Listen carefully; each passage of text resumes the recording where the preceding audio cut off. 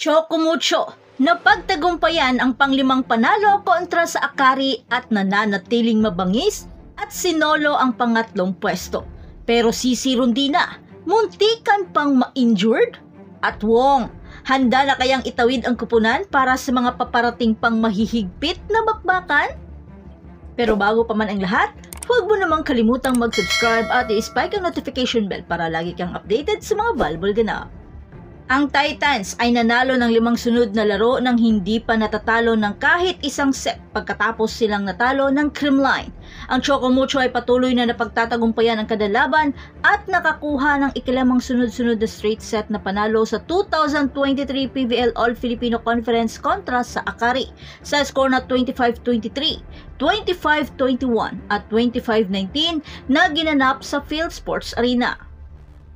Ipinakita naman ni Isa Molde ang kanyang pangmalupitang atake sa pamamagitan ng 13 points including 10 attacks, 2 service aces at 1 block nang sumali ang Flying Titans sa 3-way tie para sa pangatlong pwesto na may 5 panalo at 1 talong record kasama ang PLDT at Signal.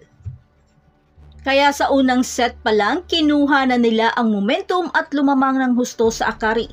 Pero di rin naman nila ito madaling nakuha dahil sa sobrang intense ng bakbakan, muntikan pa ngang na-injured si Rondina.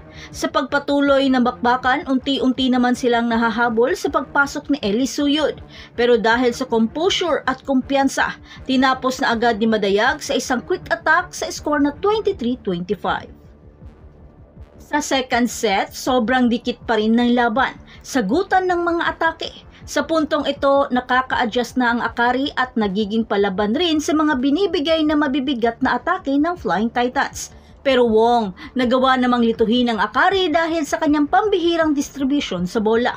Habang ang Cherry Bomb ay walang tigil sa pagpapaulan ng mga cross-court attack. Talagang ibang-iba na ang kumpiyansa ng Chocumucho ngayon. Dahil sa dulo, dito mas lalo nilang binubuhos ang kanilang lakas hanggang sa naiset point na ito ni Molde sa isang off-the-block hit at isang error attack naman ni Nisperos dahilan upang masungkit muli nila ang panalo sa second set. Sa third set, nag-iba naman ang estilo ng Chocumucho. Mas hinigpitan naman nila ngayon ang kanilang depensa sa net at nagawang makalamang sa Akari. Pero habang sumasagot ang Titans, mas pinahihigpitan naman ng Akari ang kanilang floor defense sa tulong ni Justin Hazareno. Pero mas naitatawid ng Chocumucho ang bola at ma-convert sa puntos. Kaya sa tindi ng bakbakan, mas lalong bumubulusok ang Titans. Pero din Santiago manabat, mas lalong nag-init at sinasagot ang bawat atake ng Chocumucho. Lalong-lalo na nang makiller block nito si Kath Tolentino. Pero Wong, mas lalong pinabawi ang Hurricane Cat sa isang off-the-block hit, dahilan upang walisin ang Akari sa score na 19-25. Hindi madali ang laban nila kontra sa Akari. Sadyang mas naging palaban lang ang Chocumucho ngayon at naging mas matibay ang kanilang koneksyon. Hindi na sila agad bumibitaw sa dulo, bagkos mas lalo nilang hinihigpitan ang depensa. At gaya ng binanggit ni Rondina, ang pantay-pantay na opensa ng Flying Titans ang nagbigay daan sa kanila na bumulusok sa lahat ng tatlong set, kung saan si Madi Madayag ay nakapagtala ng 13 points at si Kath Tolentino naman ay nagdagdag ng 11 points.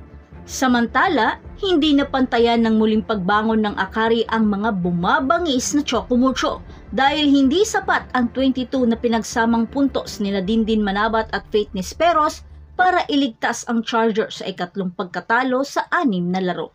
So, that's it. Thanks for supporting this channel and please don't forget to like and subscribe and spike the notification bell para lagi kang updated sa mga volleyball ganap. And thanks for watching.